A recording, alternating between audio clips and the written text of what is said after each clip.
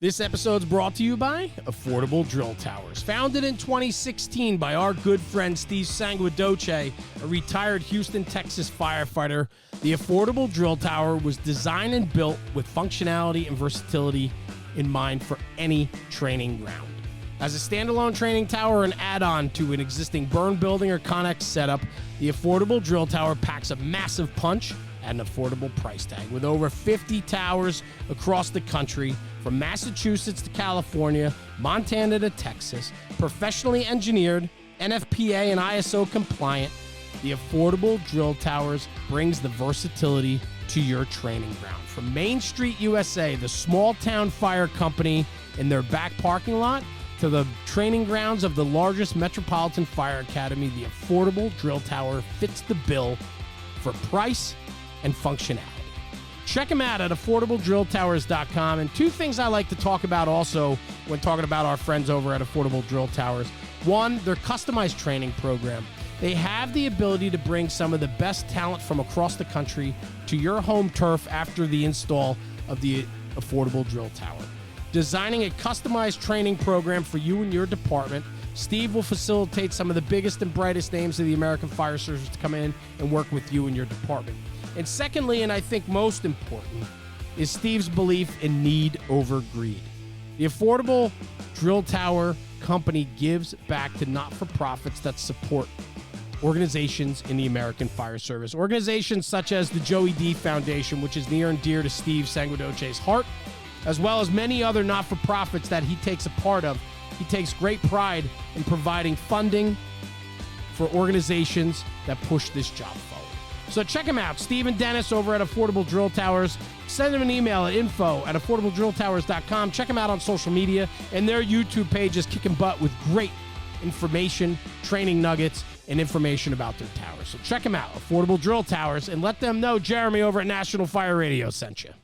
This episode's brought to you by Ridgeway Leatherworks. Ridgeway Leatherworks is a firefighter-owned and operated business, as well as a family-run business, and that's what I love about it. Rob and his family are passionate about their customer service and the quality product and craftsmanship they put out for the emergency services. Rob's been on the show. We've been to his business. We've seen them in action. I've even tried to hand paint radio straps. I promise you, it is not as easy as what the final outcome looks like. The product is so good and so clean and crisp, and yet, man, it takes that steady hand. Rob's become a near and dear friend of our podcast, and you hear that over and over when we talk about our sponsors, that they're friends, supporters, and that's what this networking community is all about, is supporting one another. Ridgeway Leatherworks, Rob Meyer, crushing it. Quality and craftsmanship is number one. Customer service is right there with it. From custom radio straps, universal radio holsters, chin straps, flashlight holders, anti-sway straps, and locker tags made out of leather, there's plenty of opportunity along the way when you deal with Ridgeway Leatherworks. So check them out at ridgewayleatherworks.com. Find them on social media, Instagram, Facebook, and TikTok. And tell Rob you heard about him on the National Fire Radio platform, and give him a little plug and tell him keep up the good work. We need to support our firefighter-owned businesses, and especially family-run businesses, where his two daughters and his wife help out day in and day out along with his other employees. So again, Ridgeway Leatherworks, check them out at ridgewayleatherworks.com and find them on all your social media channels.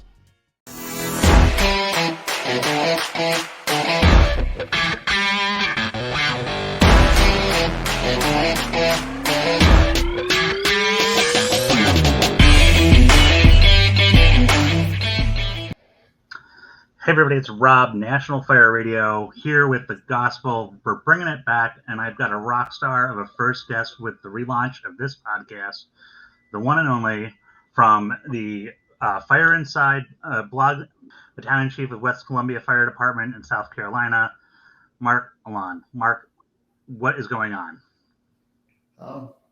Just good things, man. Enjoying my 4-day break from work and trying to catch up with some stuff around the house and getting ready for some various travel opportunities I'm doing through our State Fire Association, a couple conferences and speaking engagements coming up. So hoping for some cooler weather down here in the South and enjoying being at work. Awesome. Marc, really quickly, for those who don't know you, kind of give us your Reader's Digest version of of who you are, where you came from, and like kind of how you got into the fire service? Yeah, sure. So I grew up in upstate New York. I was a volunteer in my local department. Started at the age of 17. Went into the Air Force at 19. Couldn't get a firefighting gig, so learned how to be an intelligence analyst. Ended up stationed down here in Georgia and got my first career gig at a department I volunteered with while I was in the Air Force. I worked there for about 12 years, and in 2019, I went to West Columbia as a lateral captain hire. Promoted to Battalion Chief in March. Somewhere along that journey, I started doing my blog and typing and going to conferences and writing articles, and it's been a cool ride, and I'm just trying to take it in while it lasts and hoping that I can spread some good stuff in the process. And I know I got to sit through a portion of your class at Revolutionary Fire Tactics at the Lake down in Missouri over the summer. And it was, I mean, we've been friends on Facebook, and I don't remember when that connection got made. So I was just like, I definitely have to sit in Marc's class, because I don't think we had ever, I can't remember if I had met you previously or not. So I think I just flubbed the whole introduction and stumbled through it. But, you know, it was good. Which class were you teaching at Revolutionary Fire Tactics? So I did Building a Tradition of Passion, which is my culture class, basically about just passing on loving firefighting to each generation. And then I did my class on probationary development, which is, you know, kind of two parts. It's one, ways to tailor your probationary process to help your department, and then two, how we interact with our new firefighters between when they get off and getting ready for that first promotion, so they're not caught off guard. Right. And I mean, I know sitting through for the little bit of the building a tradition of passion, like I sat in the back smiling, because it's something that we talk about with National Fire Radio a lot, is the, you know, traditions, culture, all of it, and how it kind of melds together into the fire service. So it was kind of neat just to sit back there and hear some of these things as you're going over them, and it's like almost was like a little bit of validation for what we've built over the last couple of years with NFR. So it was pretty cool to see that. It's awesome, man. That's the goal. That's the whole goal of the class, is just to get people to realize how many good things are happening in their organization and the organizations around them, and really trying to get people to just shift that focus from being so, you know, polarized and upset all the time, to just remembering to carry through with, you know, we're all, hell, it's the best job on earth, right? So let's act like it every day, instead of, you know, just spitting that out when it's convenient. Now, West Columbia Fire Department in South Carolina, kind of build the picture for the audience of what the department's makeup is and what your everyday looks like when you walk through the door. Yeah, so we're a small city. We border Columbia, South Carolina, and then we are actually located in Lexington County. We border the town of Lexington on the other side, and then another small city of Casey, on the third side. We have one firehouse. We run an engine company, a truck company, and a battalion buggy. We operate under a bigger automatic aid plan between all those departments in the area. We do non-transport ALS, which is something we've slowly progressed into over the past, I think, 3 years. It's really starting to get going now. We're currently working through building a technical rescue team. We have a tiller on order that'll come in. That's kind of the crown jewel of that coming together. Nice. And then hopefully here in the next few years, we'll be able to expand the department. We're growing quite a bit. The city keeps annexing. And so day in the life of us, you can expect somewhere on a slow day, probably 4 or 5 runs to a busy day. I think the most I ran when I was on the engine was 14 or 16 in a 4-hour period. We just started the 4896, which has been amazing for us. So we come in, we do, you know, the normal firehouse stuff. We get our training in, we do our daily tasks, maintain our rigs, maintain the station. Most of our guys are into training quite a bit. And pretty much everybody does some form of PT one of those 2 days.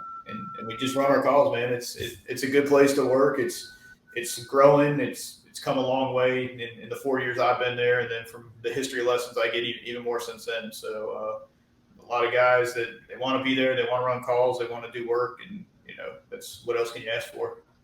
Yeah, and you may have said it. I was trying to keep notes here, but what's the staffing typically like? So when we're full, it's 4 assigned to the ladder, 3 assigned to the engine company, and then obviously the battalion chief. We don't have an 8 or anything like that. On a good day, we can drop 1, so 3 and 3.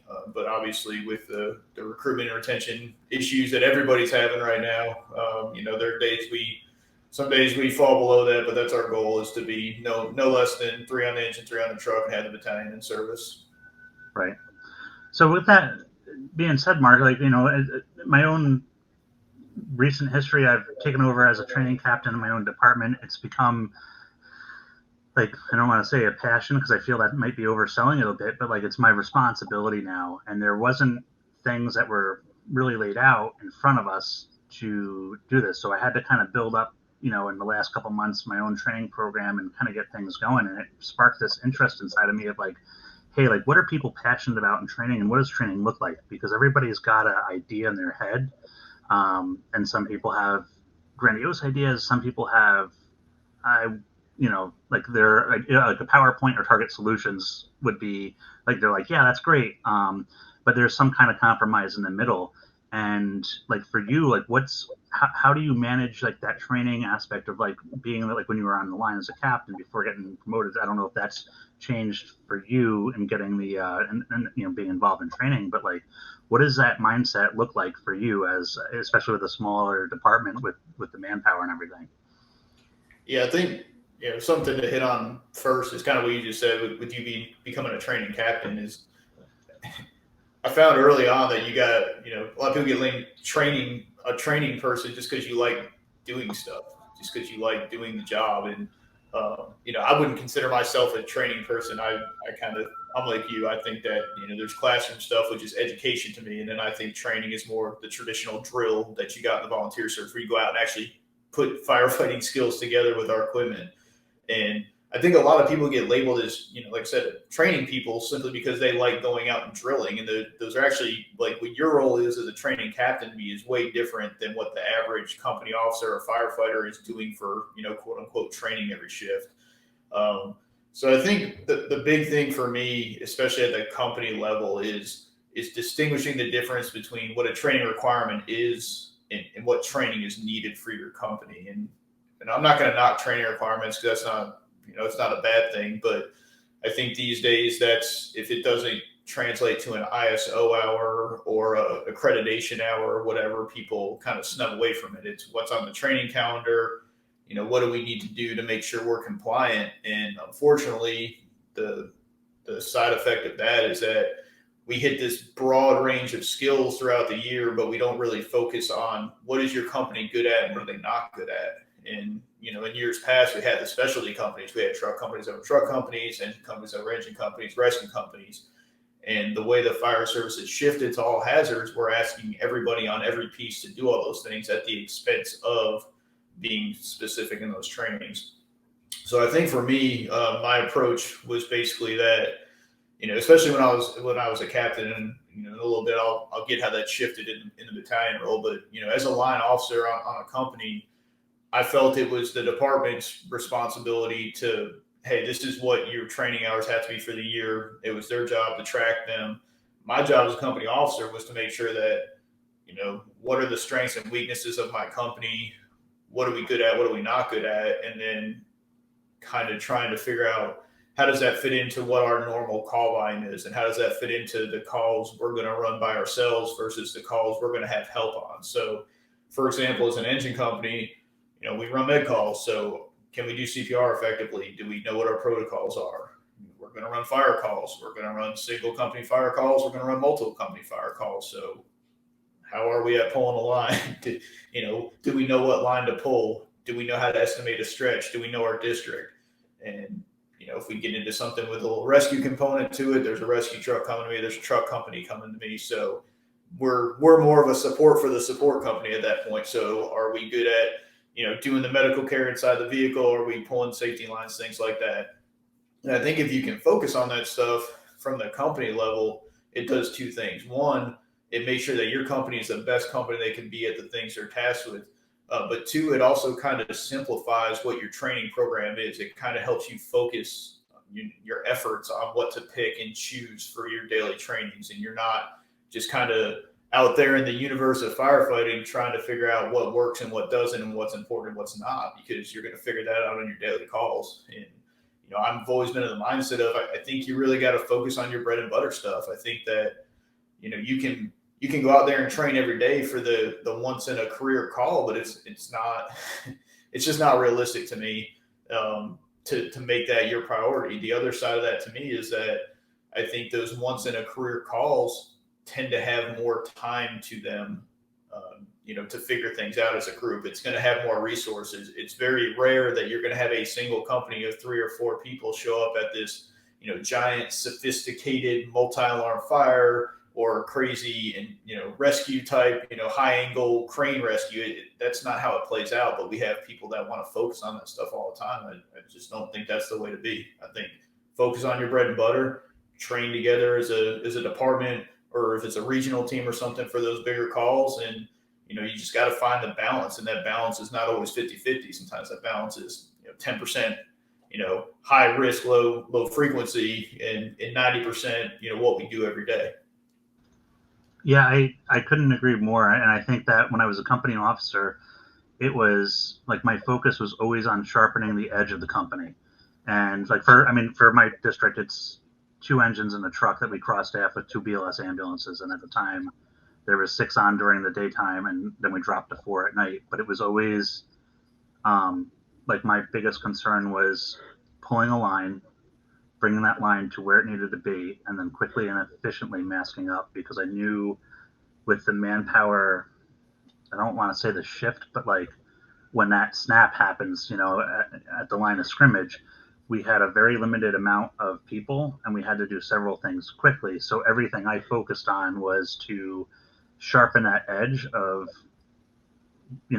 getting that line off the rig for a fire, and then putting our mask on and getting water into play on the fire as quickly as possible, and then pushing forward still with life safety and everything else in our minds. And we've kind of grown our manpower a little bit now, but and there's some growing struggles with that, but it was very much because, and I found that the more we focused on the basics, the once in a lifetime calls, I don't want to say they took on their own new life, but because the basics were the foundation was so solid that we could really start pulling, in on those incidents and coming up with creative ways to find a solution for the problem that we were called to. Yeah, so you literally just hit my favorite drill. Like that, I rode on an engine company the vast majority of my career, except being, sent out for staffing coverage somewhere. So, I'm not going to sit here and try to give you a bunch of good rescue drills or truck company drills, because that's just not my experience. But what you hit for an engine company, that is, I want you to be able to pick, pull up to a house and know what that house might look like, because you've been out in the neighborhoods before. Know where the entry points are in a ranch house. Know that you're probably going to the carport, because nobody uses front door on a ranch house in the South. It's usually got a giant TV or a dresser or something in front of it. Knowing how much hose you're normally going to have for that house, because you've been there and you've done it before. But like you said, hey, we hit the parking brake. Everybody knows their job. What is our target time? Is it 2 minutes? Is it 1:30? What works for us based on our previous training? But getting the line deployed, making sure it's kink free, making sure I've got my nozzle and a coupling at the door, and making sure I can get my mask on in 30 seconds or less, so that we're ready to go. There's some caveats. There's variations you can throw in there. So, at my first department, our minimum staffing was 2 per rig. So there were times where I had to drive as an officer. And so that's a different look for that drill. But we had a drill on it. So when you had a new guy, what were they responsible for? And then what did I have to do as a driver to be able to meet them? There's other times with a 2-person crew where, as the officer, I was the nozzleman. So I had to do the 360, but I had to be able to deploy the line. So it was a matter of training and coordinating with that driver. Hey, these are your responsibilities, or hey, you're going to get out. I'm going to stretch the line. While I'm doing my 360 and stretching, get dressed, get your stuff on. When I can bleed the line off, set your pressure, then get up there and join me. And sometimes they would bump up to the nozzle and I would back up. And other times, it'd be like, hey, I'm just going to stay here. With the 3-person crew, my biggest thing as an officer was, again, hey, let's train on what our responsibilities are. So the nozzleman, hey, I don't want to, you should know based on where we're going in the district and what type of building, you should know what line is in your mind. And I'm not even going to sit there as your officer and tell you that, because we should know that. And the only time we're going to deviate is if I tell you on the headset, hey, it's a 2.5 first inch 3/4, or hey, I want 1 inch 3/4 off this side. Other than that, I'm going with what you want to do. And that's based on experience, right? That's based on me knowing my personnel. But when we pull up, that nozzleman was tasked one-man deployment. I was not big on making the nozzleman carry a tool. I know some people do that. To me, the nozzle is that person's tool. For me as the company officer, I came off with a Halligan and a wedge that was bungee to it. I'm doing my 360. I can force the front door for us if we need it, if there's no truck company there, if it's locked. And so what I really focused on was being able to three sides on arrival, sticking my head across the back of the C side or whatever side I couldn't see, making sure there's nobody hanging out a window, and then being able to get my mask on while walking back to the front door because my nozzleman should be ready. And then I really focused as a company officer on single man forcible entry of not these crazy, let's put a 4x4 through the door prop, but standard, apartment residential doors, maybe with a deadbolt, which are easily achievable with, like I said, with a little aluminum wedge and a Halligan bar, and making sure that we were on the same page with that. And then the rest of my time as a company officer was spent not being a company officer, really, honestly, but being a good backup firefighter, because with a 3-person crew, it's really a 2-person crew. So when I would go to conferences, I know I spent a lot of time at Nozzle Forward. I would deliberately find newer firefighters and say, hey, I want to be your backup because that's my role. And I would still do nozzle work, to be able to teach it and understand it. But I really tried to get good at figuring out pinch points and being able to preload hose and being a good backup, because we all know or should know that the backup is really what makes or break your stretch. It's what gets it there. And so to me, that's my favorite drill. It's just that single company, the building's on fire, your first due, you're pulling up, you're setting the brake, set your time frame. We need a line, we need a 360, we need to mask up, we need to know if we can get in. And that's it. And that's not complicated skills, right? But that's literally the most important thing we do as a fire department, in my opinion. This episode's brought to you by the Affordable Standpipe Prop. Let's break it down real quick. Steve and the crew at Affordable Drill Towers is doing it again. They've created this fully custom and fabricated standpipe prop to support the fire service. I'm telling you right now, this is a game-changing piece of training equipment. And I want to hop into it real quick. It is designed with a 4-inch manifold of high-strength galvanized Schedule 10 pipe. The cart and manifold are powder-coated red for a durable finish, meaning it's not just a talking piece. It's not something you tuck away on the shelf. This is a training prop that can be wheeled into the classroom and then brought out onto the training ground. And so let's talk about that. In the classroom, there's nothing better than having a hands-on prop in front of the students, in front of the fire companies that are there to learn about standpipe and FDC connections.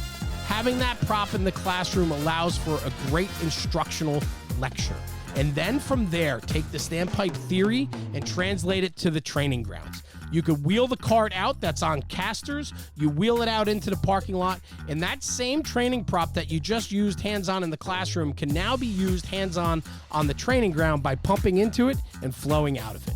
It offers such versatility in its approach. It has a 2.5-inch Siamese connection, 7 2.5-inch outlets, 6 of which are standpipe valves, has a water motor gong, sprinkler head with a control valve, and a system pressure gauge. You can also upgrade and put 3 of the most common field-adjustable PRVs. I'm telling you right now, this is a game-changing training prop that needs to be in every fire company or training department across the country.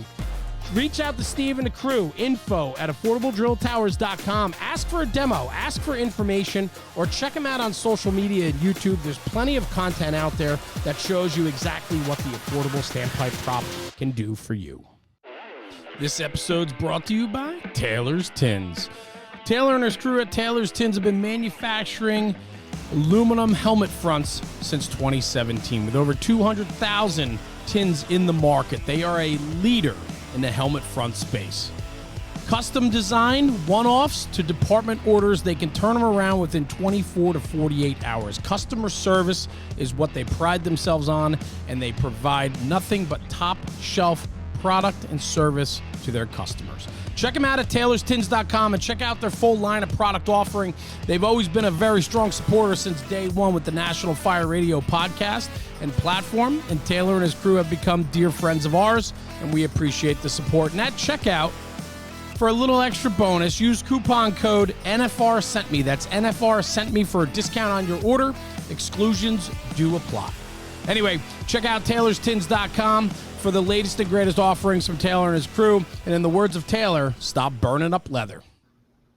And when you're like for the, I don't want to say this, the mindset of this too, but like, I guess the one thing that always amazed me was how people were very, they would dig in to not pull a line off the rig. But the reality is you're doing this at speed drill, and it's going to take what, for the three-man company, even if you rotated everybody through the positions, probably 30, maybe 45 minutes if you're really taking your time. But like within an hour, you're well on your way back and critiquing, and you've gotten the reps in. Yeah, absolutely.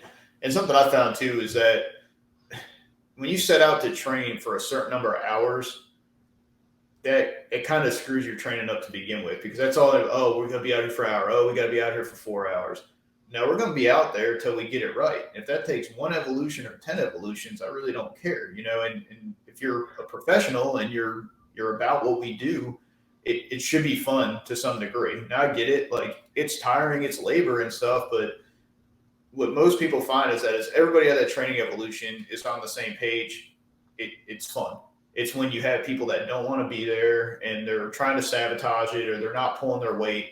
That's when training becomes cumbersome and it becomes burdensome. And so the goal to me was always to explain the why to people. This is why we're doing this drill. This is why it matters. This is why the time matters. And then just go out there and get it done. And I think if you can show people some kind of improvement in their skill set, it becomes more fun for them, because they see the value in it at that point. You're not setting them up to fail. You're not out there trying to do this giant evolution to make them look stupid. You're literally just saying, hey, this is your job description. I want to make you better at it. And I think that's the key to me, is just helping people realize what they're capable of, and showing them just that steady incremental improvement in their skill set goes a long way into their tolerance and their willingness to participate in it. Yeah.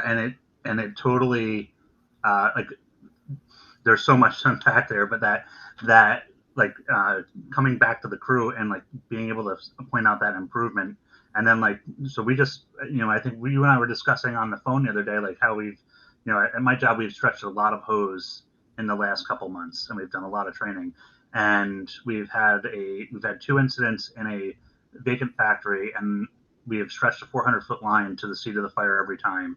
And we've been able to make up, and the other day it was a little bit more complicated, a little bit more moving parts, but they essentially took our standpipe packs and or our high-rise packs, and they made the line up to go up the ladder, and essentially made it, we didn't use the ladder as a standpipe, but we had to get a line up the ladder, and the easiest thing to do in their own call with their own thinking was, this is a commercial building, let's get our 2.5-inch in play and do it with that. But they did it, and like the next thing I know, this line was getting passed through a window, and that is by far that is their work. Like and I've got to follow this up with everybody with everything that happened with this incident, but like the proof was in the pudding when these lines were put in place so quickly. So it's just such a great feeling as a officer to see that, but also for the guys, because you're getting compliments of like, wow, like they I don't want to say people were shocked that we stretched in, but like we made these stretches. So there's such a value to that, because it's always something that you can see the proof in the pudding. Not to say that you won't get caught up on something. I mean, I face planted the other day on a curb that was like a bump. I mean, it was not my most gracious moment, but these things will happen. But even then, I think that when those incidents, when Murphy, bangs his head into the room, you're able to kind of react a little bit better, because you can just pick right up where you left off in the muscle memory. So that's, yeah. And you inadvertently brought up another key point to all this, which is, train through failure. too often we stop the drill when it doesn't go right, when the stretch goes bad, when the mass Yep. doesn't go on right, and then that's what people are going to do when it matters. They're going to stop, and that's something we really got to fix with training. But to your point about your crews in the warehouse fire, where does that start? That starts with the goal of the engine company is to pull one line, any line off the truck every shift, just one evolution of a hose pull. For the ladder company, throw a ladder, one ladder. I don't care if it's aerial, it's a ground ladder. You can throw the attic ladder. I really don't care. Something, right? Something off the truck. Rescue company, I don't know. I've never been on a rescue company. I don't know what they do. So they can pick whatever discipline they want and try to do it every day. But that's where it starts. One drill a day. It's a small investment in the bigger picture. Right. They wear capes and they yell squat a lot. That's what I know. Hey, good for them. Somebody's got to do it. I bet if I go down, I'd want them coming for me. So it's all good. Heck yeah. And the other thing is you talked about the goal is to explain the why. And I think that is so huge because this is that like constant, like we hear this back and forth between everybody, right? Like the complaint from the older crowd was they keep asking questions. They want to know why. They want to know the why.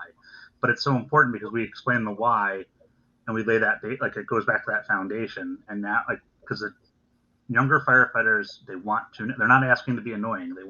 They're asking the why to understand. So if we provide that at the start of the drill, which I think is always a key to success, is saying, this is what we're going to do today. This is why we're doing it. And I expect this to take us 45 minutes or no longer than 45 minutes. All of my expectations are set for the firefighters to put them in the mindset to let them know where we're at. If I do have somebody who's there to sabotage, hopefully I can deflate them before they want to go down that road. But, it's not 100% foolproof. But at least now they've got the who, what, when, where, and why of what we're doing with it. Like you said, you can either do it till we can't get it wrong, we can go through the failure, or we can put I don't want to say a time limit, but like a rough estimate.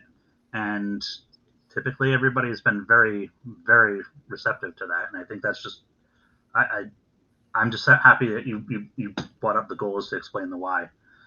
Yeah, what's funny to me is that I'm in that weird kind of middle generation. I'm half old, I'm half young, depending on which other generation of the fire service you ask is where I fall in that category. But I don't remember having to ask why when I first started. And I started in 2001, so it's not. I guess it's long ago now. It's 22 years ago. But I just remember when people would you would ask something, people would tell you the why, and somewhere along the line we got away from that and we started making it a bad thing. But I think the reason why the older generation doesn't remember asking why is because they didn't have to, because the people that were teaching them, they already packaged it into their lesson. It was already part of it.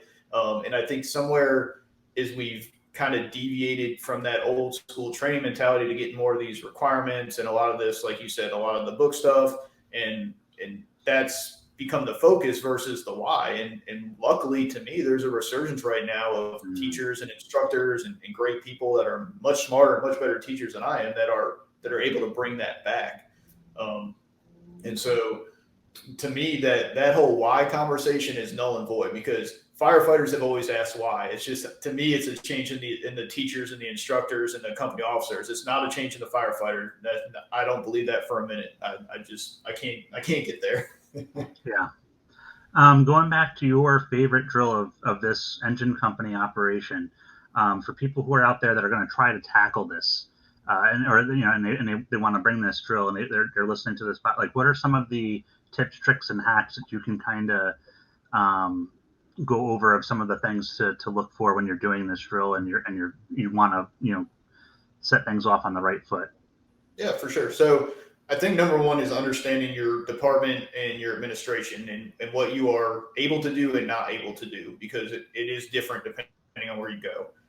So I was always in the mindset of, if I could do it off my primary rig, I wanted to do it off the primary rig because that's what we're going to usually use in real life.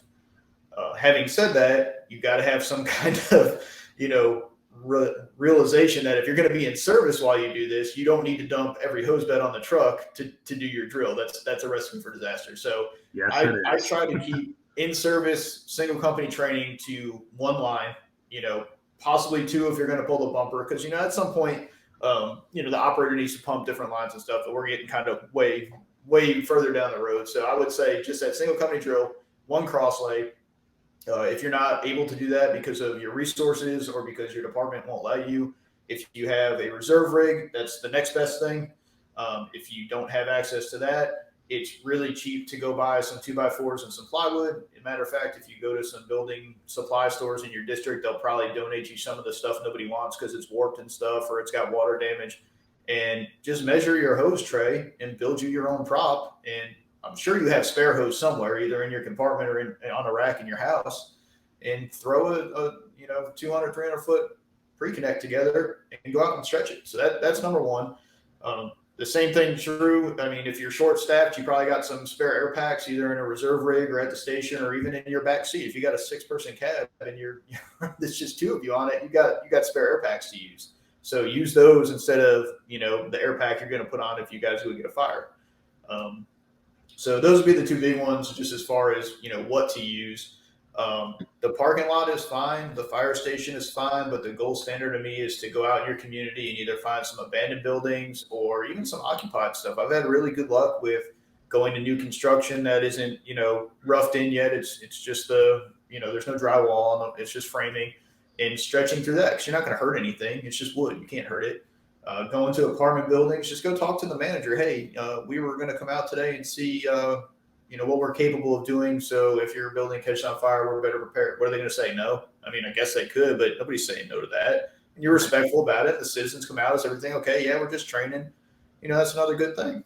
And Mark, I just want to interrupt real quick, but I think back to Mo Davis talking about that's a citizen's fire truck. That's their fire.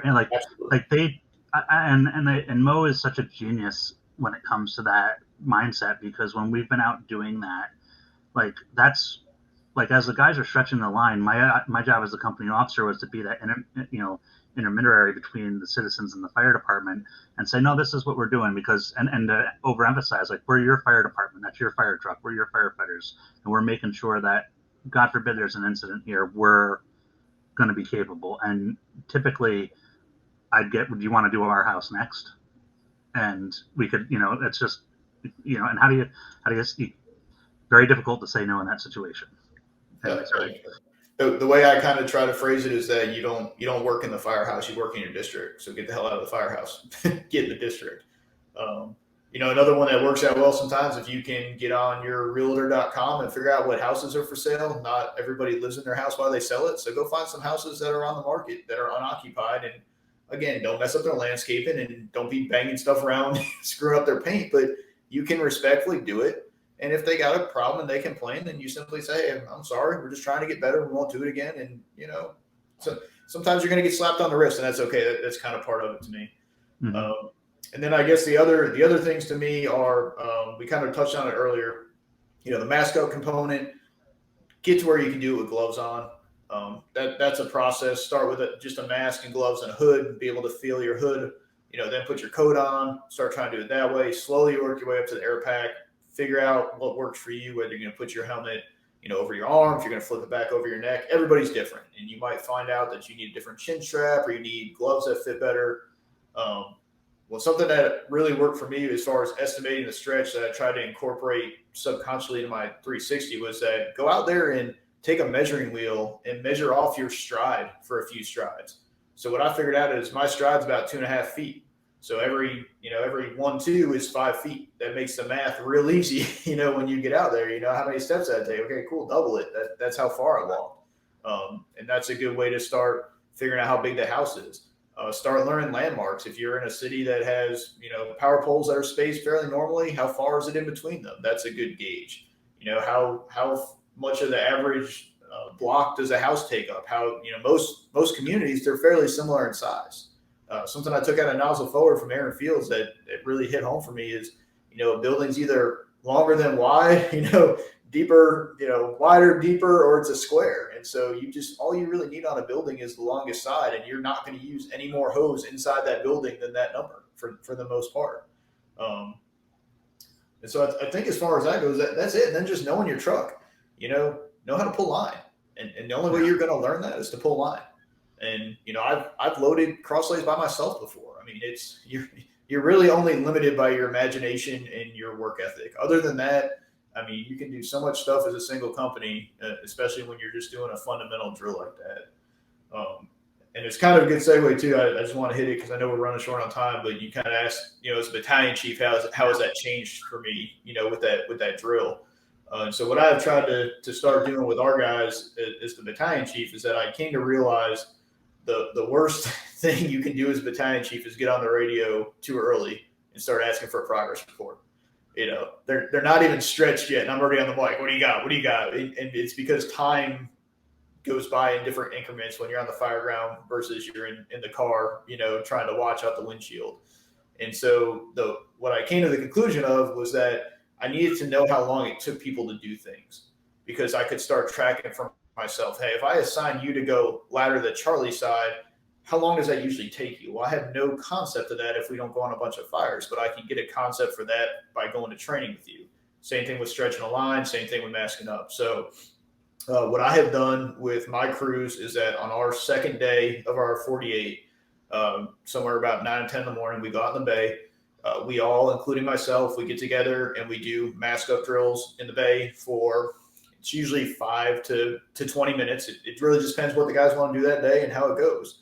I don't make them do it with gloves on. I just say, hey, your goal is 30 seconds or less. I don't care how you do it. I care about the outcome. And so we'll go out there for 4 or 5 shifts and we'll do it. And then we'll do one for time where I'll say, okay, walk to that door right there, mask up, and then, do your live fire layout, come out, we'll time it. And it gets a little competitive, positive competition. Mm-hmm. And then other days we'll go out there, we'll do the mask up, and I'll say, okay, cool. This time, now we're done. Engine, I want you guys to pull a line to the door on the Delta side, and, truck company, I want you to ladder the Charlie side and go give me a roof report. And it's a quick first 2 drill. It's over in 10 minutes. We pack up, and then I tell them, hey, the rest of the day is yours. You guys do what you want to do.